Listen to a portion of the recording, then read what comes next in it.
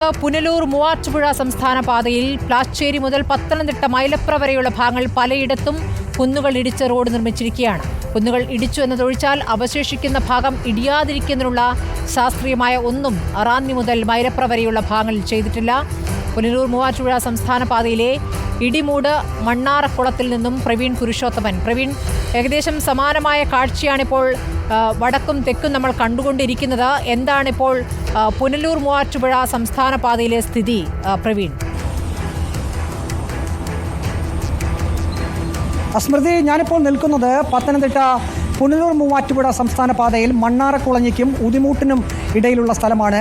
പത്തനംതിട്ട ജില്ല ഒരു മലയോര ജില്ലയാണ്. പത്തനംതിട്ട ജില്ലയിൽ കൂടി പുനലൂർ മൂവാറ്റുപുഴ സംസ്ഥാന പാത കടന്നു പോയപ്പോൾ റോഡിൻ്റെ വശങ്ങളിലുള്ള കുന്നുകൾ മുഴുവൻ ഇടിച്ചാണ് ഭൂരിഭാഗം പ്രദേശങ്ങളിലും ഈ റോഡ് വികസനം നടന്നിരിക്കുന്നത്. ഞാനിപ്പോൾ നിൽക്കുന്ന സ്ഥലത്തിൻ്റെ ഒരു പ്രത്യേകത കൂടി പറയാം.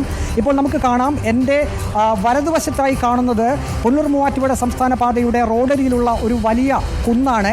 ഈ കുന്നിടിച്ചാണ് നിലവിൽ ഇവിടെ ഉണ്ടായിരുന്ന റോഡിൻ്റെ വീതി കൂട്ടിയത്. നേരത്തെ പുനലൂരിൽ നിന്നും ഒരു പ്രേക്ഷകൻ പറയുകയുണ്ടായി, മണ്ണിൻ്റെ സ്വഭാവം അനുസരിച്ച് വേണം എപ്പോഴും അപകട സാധ്യത കുറവാക്കുന്നതിനായി ഈ കരാറുകാർ റോഡിൻ്റെ നിർമ്മാണം നടത്തേണ്ടത്. ഞാനിപ്പോൾ ഒരു കാഴ്ച കാണിച്ചു തരാം.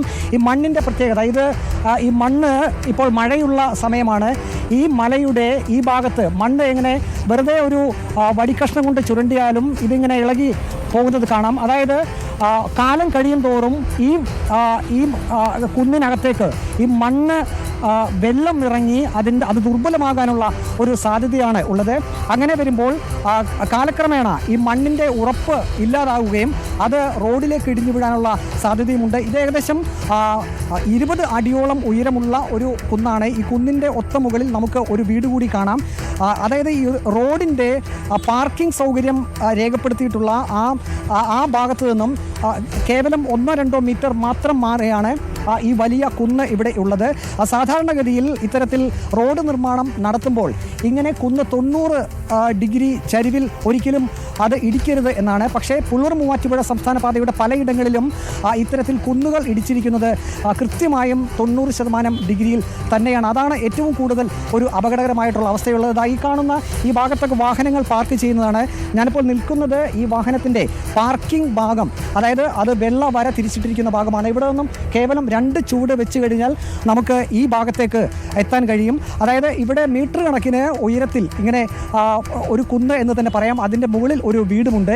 ഇത് പത്തനംതിട്ട ഈ പുനലൂർ മൂവാറ്റുപുഴ സംസ്ഥാന പാതയുടെ ഒരു ഭാഗം മാത്രമാണ്. സാധാരണഗതിയിൽ കരാറുകാർക്ക് അത് അവരോട് പറഞ്ഞിരിക്കുന്നത് ഇത്തരത്തിൽ കുന്നുകൾ ഇടിക്കുമ്പോൾ അത് ലെയർ മാതൃകയിൽ അത് ഇടിക്കണമെന്നുള്ളതാണ്. അതായത് ഇവിടെ ഒരു തട്ട്, മീറ്ററുകൾക്ക് മാറി മറ്റൊരു തട്ട്, അങ്ങനെ 4-5 തട്ടുകളായി ഇവിടെ കുന്ന് ഇങ്ങനെ ഇടിക്കുകയായിരുന്നുവെങ്കിൽ ഒരു പക്ഷേ മണ്ണിടിഞ്ഞാലും അതിന് ആഘാതം കുറയാനുള്ള ഒരു സാധ്യത ഉണ്ടായിരുന്നു. ഇപ്പോൾ ഈ കാര്യത്തെപ്പറ്റിയൊക്കെ ശാസ്ത്രീയമായി പഠിച്ചിട്ടുള്ള പ്രസാദ് കുഴിക്കാല എന്ന അദ്ദേഹം കൂടി നമ്മോടൊപ്പം ചേരുകയാണ്.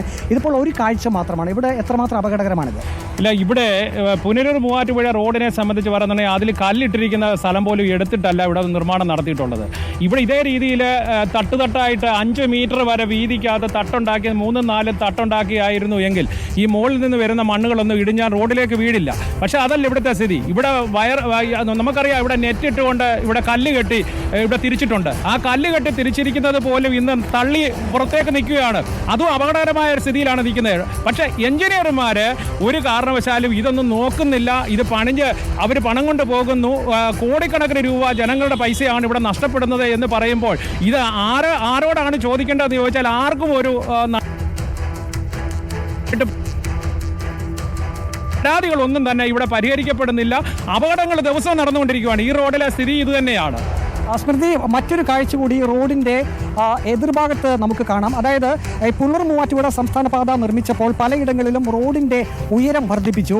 അവിടെ റോഡിൻ്റെ ഉയരം വർദ്ധിപ്പിച്ചപ്പോൾ സമീപത്തുള്ള പ്രദേശങ്ങൾ അത് മണ്ണിടിയാതിരിക്കുന്നതിനായി കരിങ്കല്ലുകൾ കൂട്ടിയിട്ട് ഇത്തരത്തിൽ കമ്പികൾ ഇങ്ങനെ കെട്ടിയാണ് ഇത് നിർമ്മിച്ചിരിക്കുന്നത്. ഇതൊരു ശാസ്ത്രീയ നിർമ്മിതി എന്ന് തന്നെ നമുക്ക് വേണമെങ്കിൽ പറയാം. പക്ഷേ ജനങ്ങൾക്കൊരു ആശങ്കയുള്ളത് ഈ കമ്പികൾ 2-3 അല്ലെങ്കിൽ 4 വർഷമൊക്കെ കഴിയുമ്പോൾ ദ്രവിച്ച് പൊട്ടിപ്പോകാനുള്ള സാധ്യതയുണ്ട്.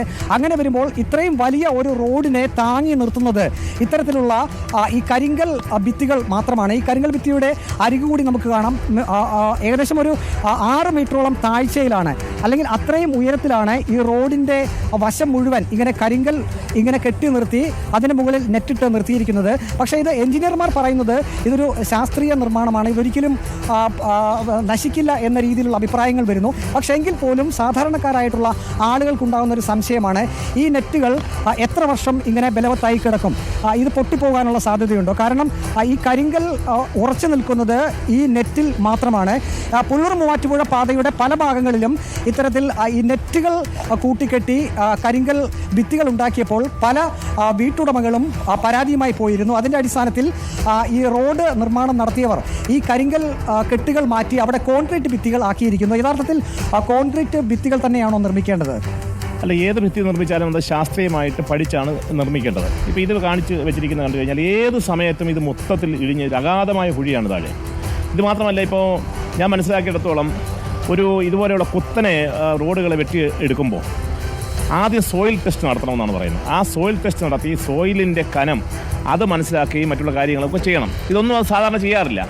എന്തെങ്കിലുമൊക്കെ കാട്ടിക്കൂട്ടുന്നൊരു പരിപാടിയുമായിട്ട് മുന്നോട്ട് പോവുകയാണ്. അതുപോലെ തന്നെ ചില സ്ഥലങ്ങളിൽ കുത്തനെ അത് ഭൂമി എടുത്തു കഴിഞ്ഞാൽ അത് ഇടിഞ്ഞു വീഴാൻ സാധ്യതയുണ്ട്. അങ്ങനെയുള്ള സാഹചര്യത്തിൽ എന്താണ് ചെയ്യുന്നത്? എഞ്ചിനീയറിംഗ് വിദഗ്ധന്മാർ പറയുന്നത് 30% മാത്രമേ ചരിവ് ഉണ്ടാകാൻ പാടുള്ളൂ, ആ രീതിയിലാണ് ചെയ്യേണ്ടതെന്നാണ് പറയുന്നത്. പക്ഷേ ഇതൊന്നും അല്ല ചെയ്തിരിക്കുന്നത്. ഇവിടെ ഇപ്പോൾ ഈ വീട് തന്നെ കണ്ടു കഴിഞ്ഞാൽ ഏത് സമയത്തും ഇടിഞ്ഞ് വീഴുന്ന രീതിയിലാണ് ഈ വീട് നിൽക്കുന്നത്. ആ സാധുക്കളായ ആളുകൾ എന്ത് ചെയ്യും? അതോടൊപ്പം തന്നെ ഇപ്പോൾ ഈ ഭാഗത്ത് കാണുന്നത് ഇത് ഏത് സമയത്തും നല്ലൊരു ഒഴുക്കുണ്ടായിക്കഴിഞ്ഞാൽ ഈ കല്ലെല്ലാം കൂടെ ആ റോഡിലേക്ക് പോകുന്ന സ്ഥിതിയാണ് ഉണ്ടാകുന്നത്. അശാസ്ത്രീയമായ പരിപാടികളാണ് ഇവിടെ നടന്നുകൊണ്ടിരിക്കുന്നത്. സ്മൃതി, ഈ ആളുകൾക്കെല്ലാം ഇതേ അഭിപ്രായം തന്നെയാണുള്ളത്. അതായത് റോഡ് വികസനം എല്ലാവരും ആഗ്രഹിക്കുന്നുണ്ട്. പക്ഷേ ഈ കരാറുകാർ എപ്പോഴും ചെയ്യുന്നത് റോഡ് അവർ ഉന്നത നിലവാരത്തിൽ ടാർ ചെയ്യും, ഓടകൾ നിർമ്മിക്കും. പക്ഷേ ഈ മലയോര മേഖലകളിൽ ഇതിൻ്റെ റോഡിൻ്റെ വശങ്ങളിലുള്ള കുന്നുകൾ അത് എപ്രകാരമായിരിക്കണം നികത്തേണ്ടത്? മറ്റൊരു പ്രധാനപ്പെട്ട പ്രശ്നം, സർക്കാർ ഈ ഭൂമി ഏറ്റെടുക്കുന്നതിന് പണം അനുവദിക്കുമ്പോൾ നമുക്ക് കാണാം ഈ റോഡരികിലുള്ള പുരയിടങ്ങൾ അത് ഇത്ര സെൻറ്റ് എടുക്കും എന്ന് പറഞ്ഞാണ് പണം കൊടുക്കുന്നത്. പക്ഷേ ഒരു അഭിപ്രായം എന്നുള്ളത് ഇത്തരത്തിലുള്ള കുന്നുകളുള്ള സ്ഥലങ്ങളിൽ പലപ്പോഴും സ്വകാര്യ വ്യക്തികളുടെയൊക്കെ ആയിരിക്കും ഈ കുന്നുകൾ ഉള്ള സ്ഥലം.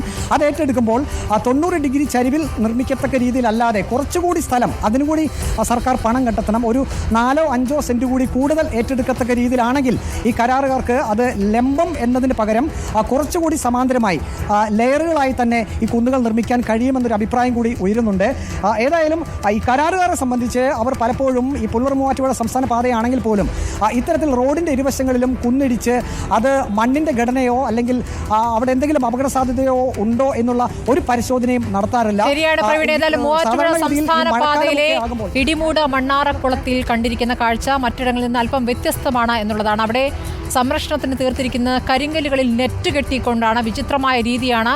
അവിടെ നാട്ടുകാർ പരാതിപ്പെട്ടിട്ടും ഒരു നടപടിയും എടുത്തിട്ടില്ല എന്നുള്ളതാണ്.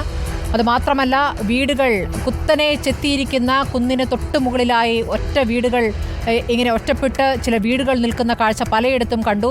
അവർക്ക് കൂടി നഷ്ടപരിഹാരം നൽകിക്കൊണ്ട് അവരെ കൂടി അവിടെ നിന്ന് ഒഴിപ്പിച്ചുകൊണ്ടുള്ളൊരു സംവിധാനത്തിലേക്ക് പോകേണ്ടതുണ്ട്. അത് ചെയ്യാത്തത് വലിയ അപകട ഭീഷണിയായി തന്നെ നിൽക്കുകയാണ്.